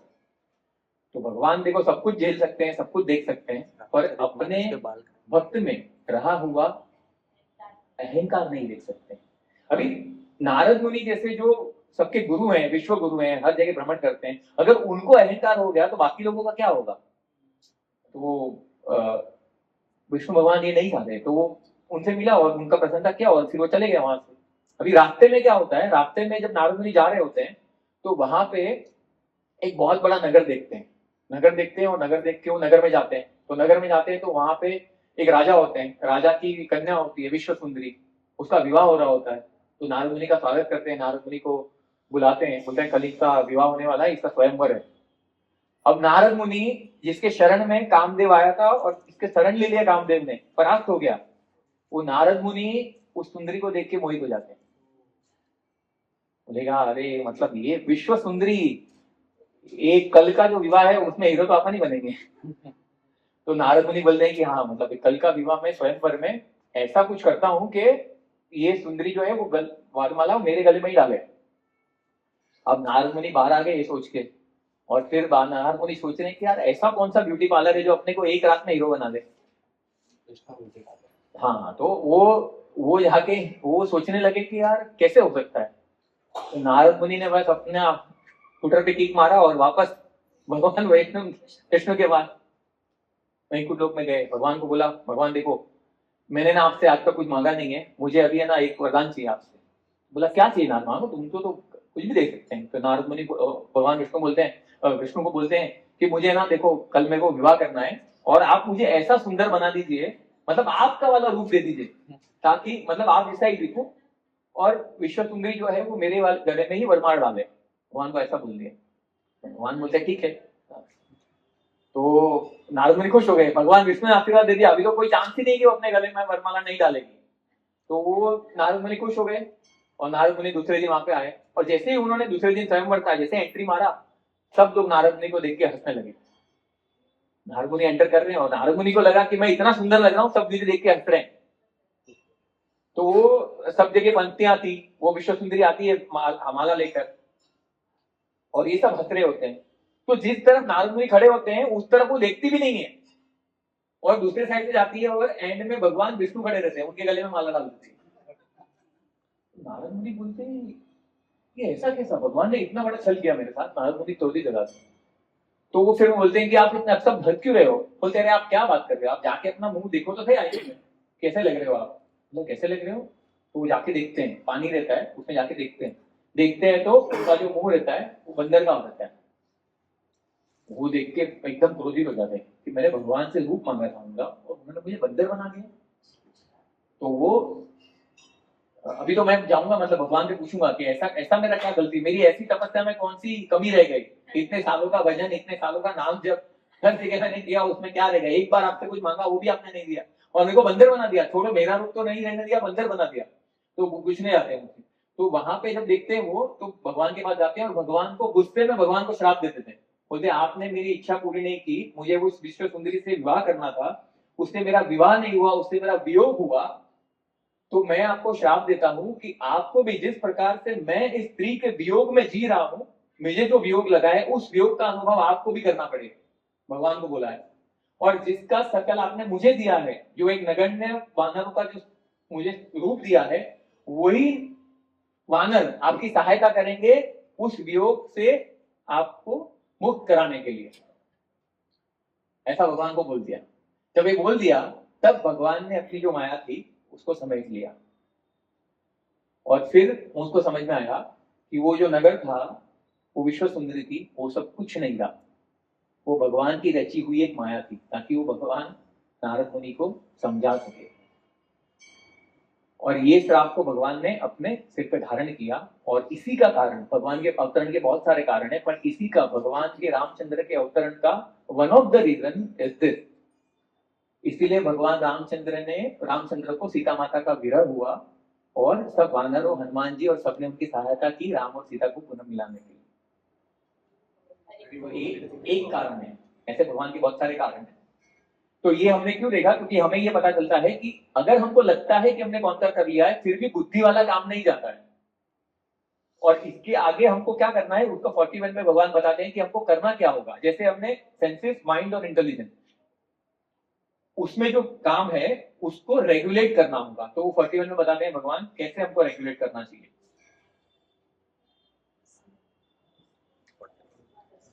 तस्मात् तव इंद्रियादो नियम्य भरतर्षभ पाप्मान प्रजह्येन ज्ञान विज्ञान नाशनम। Therefore, O Arjuna, best of the Bharata, in the very beginning, curb this great symbol of sin, lust, by regulating the senses, and slay this destroyer of knowledge and self-realization. The Lord advised Arjuna to regulate the senses from the very beginning so that he could curb the greatest sinful enemy, lust, which destroys the urge for self-realization and specific knowledge of the self. Jnana refers to knowledge of self as distinguished from non-self, or in other words, knowledge that the spirit soul is not the body. Vigyan refers to the specific knowledge of the spirit soul's constitutional position and his relationship to the supreme soul. It is explained thus in the Srimad Bhagavatam 2.9.31. ज्ञानं परम गुह्यम यद्विज्ञान समद्वितं सरशानं तत् अंगम च गृहेण गदितं मया. The knowledge of the self and supreme self is very confidential and mysterious, but such knowledge and specific realization can be understood if explained with their various aspects by the Lord himself. Bhagavad Gita gives us that general and specific knowledge of the self. The living entities are parts and parcel of the Lord, and therefore they are simply meant to serve the Lord. This consciousness is called Krishna consciousness. So from the very beginning of this life, one has to learn this Krishna consciousness, and thereby one may become fully Krishna consciousness and act accordingly. Lust is only the perverted reflection of the love of God, which is natural for every living entity. But if one is educated in Krishna consciousness from the very beginning, that natural love of God cannot deteriorate into lust. When love of God deteriorates into lust, it is very difficult to return to the normal condition. Nonetheless, Krishna consciousness is so powerful that even a late beginner can become a lover of God by following the regulative principles of devotional service. So, from any stage of life or from the time of understanding its urgency, one can begin regulating the senses in Krishna consciousness, devotional service of the Lord, and turn the lust into love of Godhead, the highest perfectional stage of human life. अभी यहाँ पे है ना 42 है, उसमें भी भगवान hierarchy बता रहे हैं कि इसका जो अभी भगवान ने बताया 41 में कि हमें कैसे कंट्रोल करना है, कैसे रेगुलेट करना है सेंसेस को। तो इसके हायरार्की में बता रहे हैं, 42 वाला वर्ग भी हम लोग साथ में पढ़ेंगे। इंद्रियाणि पराण्याहुः इंद्रियेभ्यः परम मम मनस्तु परा बुद्धि यो बुद्धे परतस्तु स. The working senses are superior to dull matter. Mind is higher than the senses. Intelligence is still higher than the mind, and he, the soul, is even higher than the intelligence. The senses are different outlets for the activities of lust. Lust is reserved within the body, but it is given vent through the senses. Therefore, the senses are superior to the body as a whole. These outlets are not in use when there is superior consciousness or Krishna consciousness. In Krishna consciousness, the soul makes direct connection with the Supreme Personality of Godhead. Therefore, the hierarchy of the bodily functions, as described here, ultimately ends in the Supreme Soul. Bodily action means the function of the senses, and stopping the senses means stopping all bodily actions. But since the mind is active, then even though the body may be silent and at rest, the mind will act as it does during dreaming. But above the mind is the determination of intelligence, and above the intelligence is the soul proper. If, therefore, the soul is directly engaged with the Supreme, naturally all other subordinates, namely the intelligence, mind, and senses, will be automatically engaged. In the Katha Upanishad, there is a similar passage in which it is said that the objects of sense gratification are superior to the senses and mind is superior to the objects. If therefore the mind is directly engaged in the service of the Lord constantly, then there is no chance that the senses will become engaged in other ways. This mental attitude has already been explained. param drishtvarsta nivartate. If the mind is engaged in the transcendental service of the Lord, there is no chance of its being engaged in the lower propensities. In the Katha Upanishad, the soul has been described as Mahan, the great. Therefore, the soul is above, namely the sense, objects, the senses, the minds, and the intelligence. Therefore, directly understanding the constitutional position of the soul is the solution of the whole problem. With intelligence, one has to seek out the constitutional position of the soul and then engage the mind always in Krishna consciousness. That solves the whole problem. A neophyte spiritualist is generally advised to keep aloof from the objects of the senses, but aside from that, one has to strengthen the mind by use of intelligence. If by intelligence one engages one's mind in Krishna consciousness by complete surrender unto the Supreme Personality of Godhead, then automatically the mind becomes stronger. And even though the senses are very strong like serpents, they will be no more effective than serpents with broken fangs. But even though the soul is the master of intelligence and mind and the senses also, still unless it is strengthened by association with Krishna in Krishna consciousness, there is every chance of falling down to the agitated mind. Thank you Prabhu, sorry थोड़ा लंबे पर पढ़ते, but यहाँ पर ये जो है ना, वहां पे हमको ये पता चल गया कि काम कहाँ पर रहता है। अभी उसको रोकना है तो उसके लिए हमें देखना पड़ेगा कि कौन सी जगह है, कहाँ से वो उत्तेजित हो सकता है।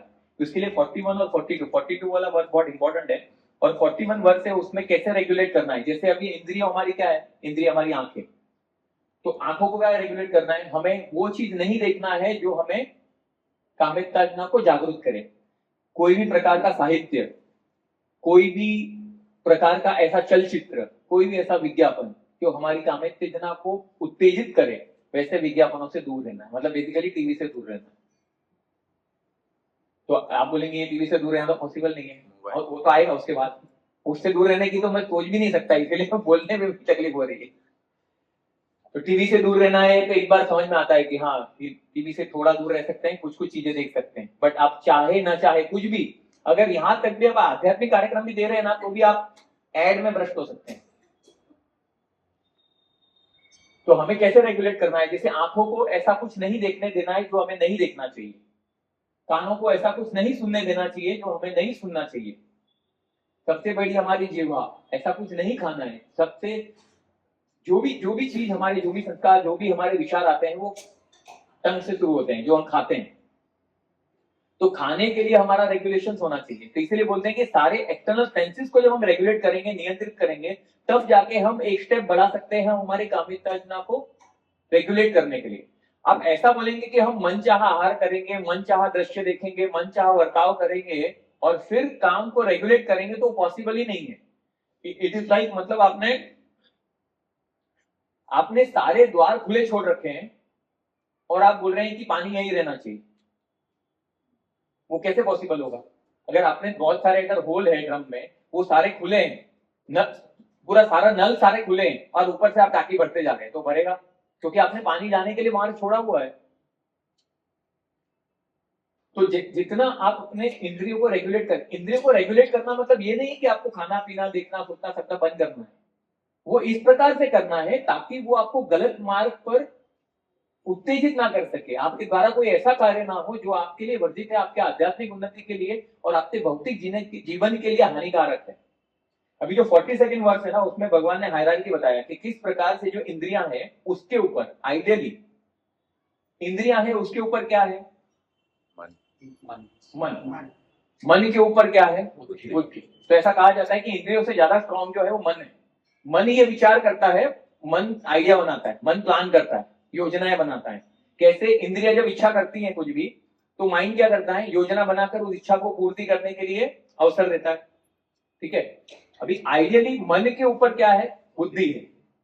तो अगर इंद्रियां, मन और बुद्धि, तो ये तीनों में अगर समन्वय नहीं होगा तो इंद्रियां जो है अनकंट्रोल्ड, अनरेगुलेटेड इंद्रियां होगी, वो कुछ भी खान पान करना, कुछ भी करने के लिए प्रेरित हो जाएगी।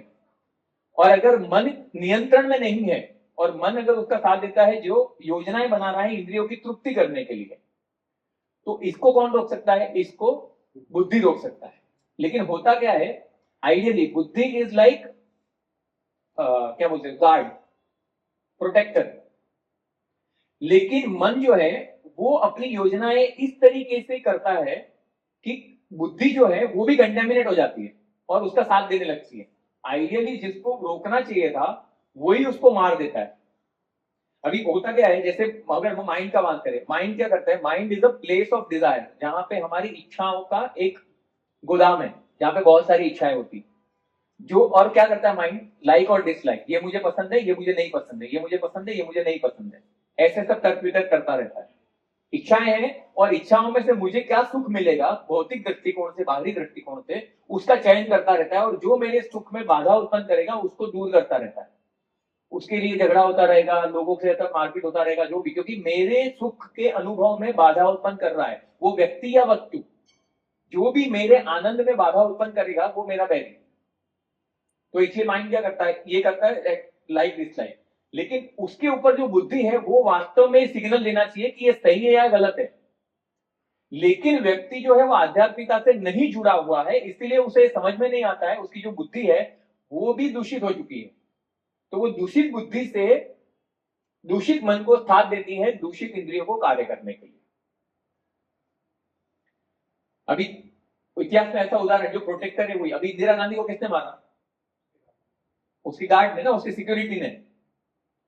तो यहां पर जो हमारे प्रोटेक्टर होना चाहिए, हमें जो बचाना चाहिए, जो हमारी बुद्धि है वो हमें बचानी चाहिए कि सही क्या है गलत क्या है, उसमें हमें निर्देश देकर हमारा मार्गदर्शन करनी चाहिए। पर क्योंकि वो दूषित हो चुकी है, इसके लिए वो मन के साथ मिलकर योजनाओं को सम्मति देते हैं। अब आप सोचो, एक डिजायर किया, माइंड ने प्लान किया, बुद्धि ने उसको जस्टिफाई किया कि कैसे ये सही है, और वो कार्य हम करते हैं।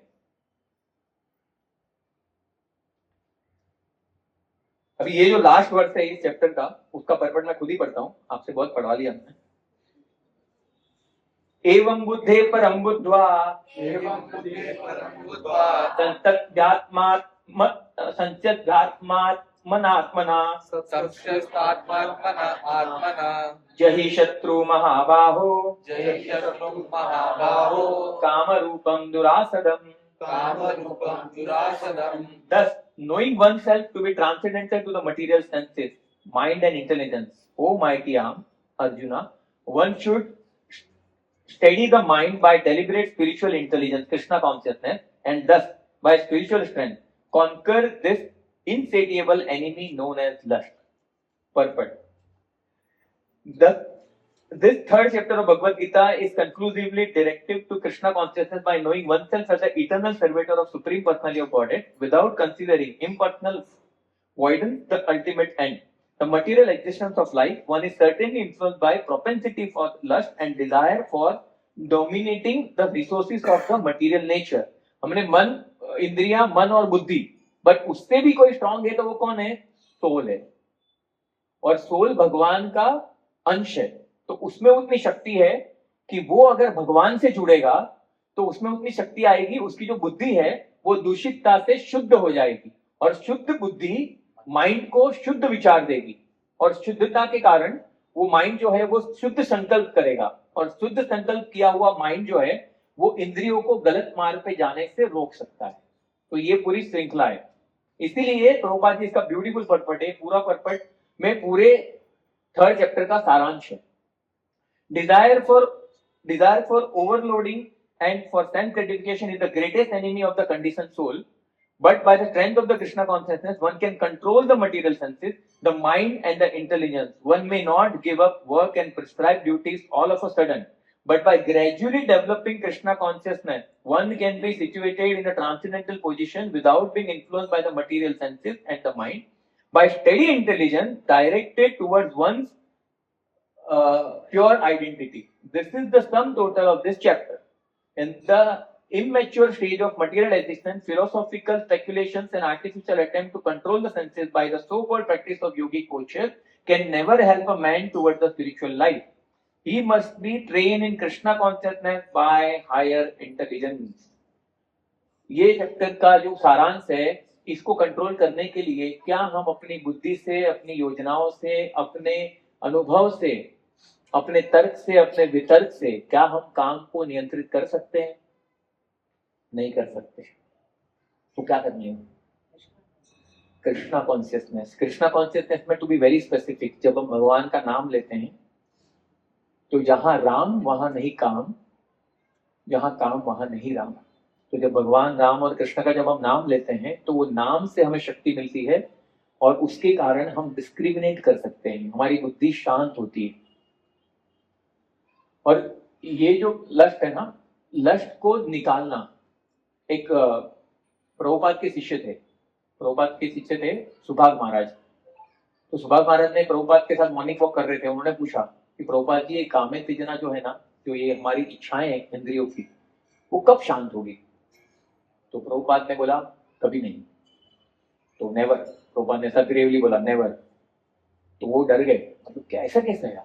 तो फिर दूसरे दिन वापस मॉर्निंग वॉक पे गए, तो प्रभुपाद को बोला उन्होंने कि प्रभुपाद, मतलब ये इससे बहुत प्रताड़ित हो रहे हैं, बहुत परेशान कर रहा है, हमारा भक्ति अच्छे नहीं होता है, कोई भी सेवा अच्छे से नहीं होता है, बहुत तकलीफ दे रहा है, ये कब जाएगा?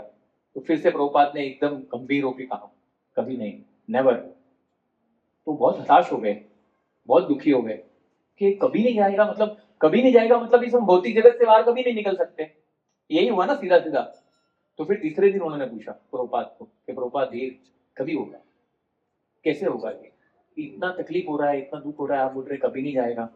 तो प्रभुपाद उसके पास आए, प्रभुपाद आके एक, प्रभुपाद ने स्माइल दिया और बोला गोविंद इच्छा, भगवान की जब इच्छा होगी तो ही आपके हृदय से काम जा सकता है।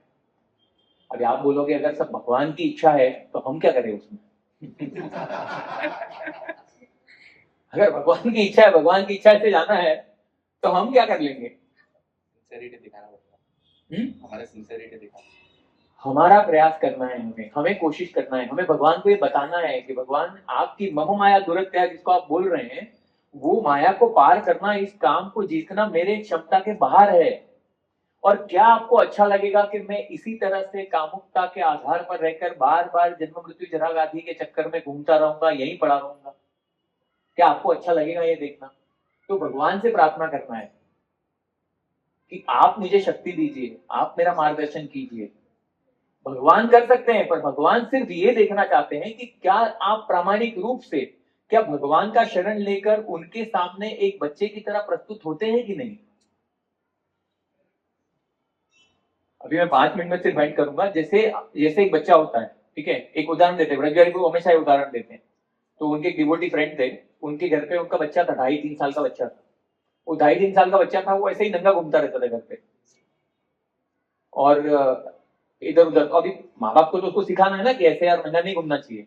वहां को बोला, सब लोग उसको चिढ़ाते थे, उसके मम्मी पापा चिढ़ाते थे उसको, कह रहे शेम शेम शेम शेम, ऐसा कैसे आ गया? अब वो बच्चे ने क्या बोला, अरे उसमें शर्म की क्या बात है, आप तो मेरे माता पिता हो ना, आपके सामने काय की शर्म। तो वास्तव में बच्चे ने जो कहा वो सही था। तो उसके बाद में वो जो प्रभु जी थे, जिसका बच्चा था, वो प्रभु जी को आके बोले ब्रजबिहारी प्रभु को कि उसने, मेरे बच्चे ने मुझे बहुत बड़ा लेसन सिखाया। क्या लेसन सिखाया? उसने क्या बोला, आप तो मेरे माता पिता हैं, आपने सामने तो मैं नंगा भी रह सकता हूं। तो उसने सिखाया कि कैसे जब हम भगवान के सामने जाते हैं ना, तो हमें भी इसी प्रकार से नग्न रहना चाहिए। नग्न रहना चाहिए मतलब लिटरली ऐसा नहीं कपड़ा उतार देना चाहिए। भगवान के सामने जब जाते हैं तो हमारे अंदर हम जैसे हैं, हमारी जो भी परिस्थिति है, हम जो भी स्थिति पे अभी हैं, हमारी जो भी कंडीशन है, वो कंडीशन भगवान के सामने ऐसे प्रस्तुत करनी चाहिए। भगवान के सामने निर्मल मन जन सो मोहि पावा, महे कपट छल छिद्र न भावा। भगवान के सामने जो निर्मल मन बनकर जाता है ना, भगवान बोलते हैं मुझे वो बहुत पसंद है। अंदर बाहर एक मतलब है, मतलब मुझ में लस्ट है तो भगवान है मुझ में लस्ट, मुझ में एंगर है, मेरे भक्तों से नहीं बन रहा है, मुझे तकलीफ हो रहा है, मैं दूसरों को दुखी कर रहा हूँ, जो भी है भगवान के सामने जाके प्रस्तुत करते हैं। भगवान बस उसी समय का वेट करते हैं कि कब आप आके, अभी क्या भगवान को नहीं मालूम है कि आपके अंदर क्या चल रहा है? भगवान जितने भी जीव हो चुके हैं और आने वाले, सबके भूत भविष्य वर्तमान को समान रूप से एक साथ में जानते हैं। भगवान को ऐसा सोचना नहीं पड़ता है कि इसका 83 व 95,120 वाला जन्म में क्या था, ऐसा सोचना नहीं पड़ता है। उनको पता रहता है कि क्या था, भगवान को सब पता है। पर भगवान सिर्फ इस बात का ध्यान रख रहे हैं, इस बात की प्रतीक्षा कर रहे हैं कि कब हम जाके उनको बोलते हैं कि भगवान मेरी स्थिति है। अभी लास्ट में सिर्फ एक चीज बोलूंगा, इसके बाद हम एंड करेंगे। आपकी धैर्य की मैं और परीक्षा नहीं लूंगा। लक्ष्य जो है ना, ये ब्रजबिहारी प्रभु का एग्जाम्पल है, मेरा कुछ भी नहीं है। अगर आपको अच्छा लगेगा तो ब्रजबिहारी प्रभु के लिए प्रार्थना करना, ब्रजबिहारी प्रभु को भगवान शक्ति दे, अमर्थ दे, उनका स्वास्थ्य अच्छा रहे और विश्व भर में भ्रमण करते हुए वो प्रचार करके लोगों को मार्गदर्शन देते रहे और सबको भक्ति के मार्ग पर लाते रहे। ब्रजबिहारी प्रभु का उदाहरण है, वो बताते हैं कि किस प्रकार से लक्ष्य जो है ना, वो केवल लक्ष्य से ही जा सकता है। आप बोलेंगे लस्ट को लस्ट कैसे से मारे, अभी वो वाला फिलोसॉफी नहीं है कि लस्ट को इतना एंजॉय करो कि वो खत्म हो जाए, वो वाला बात नहीं है यहाँ पे।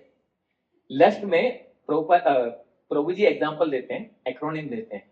लस्ट में वो क्या बोलते हैं, LUST होता है ना, तो L मतलब क्या, L मतलब प्रभु जी बोलते हैं कि lust is a perverted reflection of love, तो we want to learn how to love Krishna.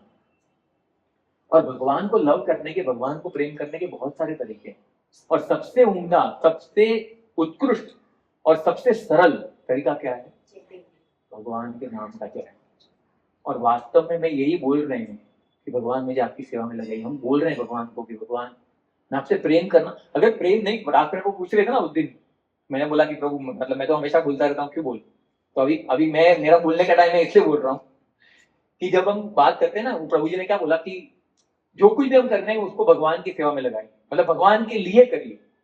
मैं बोल रहा हूं कि मान लो हम उस स्तर पर नहीं है, हम भगवान के लिए सब कुछ नहीं कर सकते, लेकिन हम जो कर रहे हैं उसमें तो भगवान को ला सकते हैं ना। हम सब कुछ भगवान के लिए नहीं कर सकते, लेकिन हम जो कुछ भी कर रहे हैं उसमें भगवान को जोड़ सकते हैं। तो भगवान का नाम जप हुआ, भगवान के दर्शन हुए, भगवान के लिए कुकिंग करना, भगवान का सेवा करना, भक्तों की सेवा करना, इसके कारण मेरा भगवान के प्रति प्रेम नहीं है ना तो चलेगा, लेकिन भगवान को जाके बोलने का, भगवान आपके प्रेम करना चाहता हूं लेकिन प्रेम नहीं है, तो हम लव डेवलप कर सकते हैं। फिर यू मतलब क्या, अंडरस्टैंडिंग ऑफ कृष्णा कैसे होगा, जैसे हम अभी कर रहे हैं, भगवत गीता, भगवान के संदेश को, भागवतम को पढ़ के भगवान के बारे में समझना, भगवान के बारे में जानना, भगवान के निर्देश क्या है, भगवान का संदेश क्या है, भक्त लोग क्या कह रहे हैं, आचार्य लोग क्या कह रहे हैं, और पूरी बुद्धि लगाकर उससे समझने का प्रयास करना। ऐसा नहीं कि सिर्फ हम कार्यक्रम में आए, सुना और चले गए, उसमें जब तक हम अपना जान डालकर उसको सीखने का प्रयास नहीं करेंगे तब तक वो आपको फायदा नहीं देगा। तो अंडरस्टैंडिंग इज इंपॉर्टेंट। एस मतलब क्या, सरेंडर टू कृष्णा, भगवान की इच्छा सर्वोपरि, भगवान जैसे राखे, जाकी विधि राखे राम ताकि विधि रखिए, जैसे भगवान रखेंगे वैसे रहेंगे।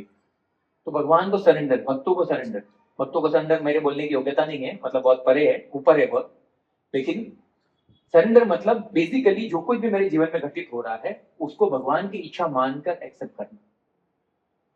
कि अगर मुझे किसी ने कुछ बोल दिया या कुछ निंदा कर दी या कुछ गुणास्पद बोल दिया, तो मैं ये समझूं कि ये एक्चुअली भगवान के द्वारा किया गया मेरे कर्मों को काटने का एक माध्यम है। अगर मुझे आपने कुछ बोल दिया तो आप उसके माध्यम है, वो समझ के भगवान को समर्पित रहे। और टी, वो जो बहुत ज्यादा इंपॉर्टेंट है, टी मतलब टॉलरेंस। हमने सेकंड चैप्टर में देखा ना, समस्ति विश्व भारत, सहनशीलता, जो आजकल के युग में बहुत ज्यादा मुश्किल है रखना। इसलिए सारे संबंध विच्छेद जो होते हैं ना, उसी के कारण होते हैं, क्योंकि सहनशीलता नहीं है। कितने भी डिवोर्स देख लो, कोई भी रिलेशनशिप ब्रेक, सहनशीलता नहीं है, इसके वजह से होते हैं। तो सहनशीलता हमारे में डेवलप करना पड़ेगा, जो हुआ उससे सहन कर। अभी लस्ट का हमने सारे प्रयोग कर लिए, सारे इकोनॉमिक्स, अभी ऐसे सेमिनार करेंगे ना कि सेमिनार एंगर मैनेजमेंट, ऐसा होता है ना, टाइम मैनेजमेंट। आपको लगता है ऐसा लस्ट मैनेजमेंट का सेमिनार हो तो कोई आएगा? कोई नहीं आएगा, क्योंकि उनको लगता है कि इसका जरूरत ही नहीं है, और इसके बिना तो जगत चलेगा ही नहीं, कोई नहीं आएगा वो सेमिनार में। तो हमें उससे हम क्या कर सकते हैं? अभी सबसे इंपॉर्टेंट जो चीज है ना, वो टॉलरेंस है। मतलब जब लस्टी थॉट आ रहे हैं तो उसको हमें क्या करना है, उसको टॉलरेट करना है। वो है ना एक तूफान की तरह होते हैं, वो तूफान की तरह आता है। अगर तूफान में सबसे इजी तरीका तूफान से बचने का क्या है मालूम है? एक जगह पे जाके बैठ जाना। किसी को भी पूछ लेना, कोई भी साइंटिस्ट जो भी इसके रहते हैं ना, वो एक जगह पे जाके बैठ जाना। जब तूफान शांत हो जाएगा ना, तब उस जगह से निकलना। उसके अंदर, उसके पहले कोई भी प्रयास करोगे ना, आप निष्फल रहोगे।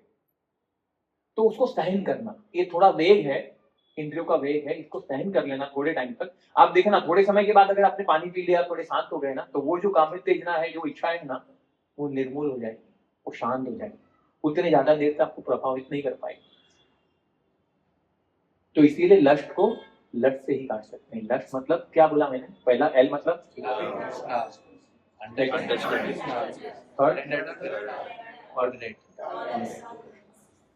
इस प्रकार से जब हम प्रयास करेंगे तब हमारे अंदर का जो काम है वो नाम के माध्यम से परिवर्तित होगा प्रेम में। तो बहुत बहुत धन्यवाद आप सबका इतना पेशेंटली सुनने के लिए। और अगर किसी के मन को भावनाओं को कोई ठेस पहुंची हो तो क्षमा करना। किसी का कोई प्रश्न होगा तो हम बाद में ले सकते हैं, प्रसाद के दौरान या कहीं पे भी आपको अगर कुछ रहेगा तो हम डिस्कस कर सकते हैं, है ना। तो माला हो पाएगा पूरी कि नहीं? हाँ। पौने 9 हो गए। प्रसाद ना, हाँ, तो हम 7 बार हरिनाम ले लेते हैं के बंद करके, ताकि हमने हरिनाम को प्रभुपाद जी ने, प्रभुपाद जी क्या बोला, रास्ता प्रभु ने जो एक पहल शुरू की है उसको कहीं ना कहीं हम इग्नोर नहीं कर सकते। इसलिए 108 नहीं पर फिर भी 7 महामंत्र बोलकर हम उसी भाव से भगवान से प्रार्थना करेंगे। हरे कृष्णा कृष्णा कृष्णा हरे हरे, हरे राम राम राम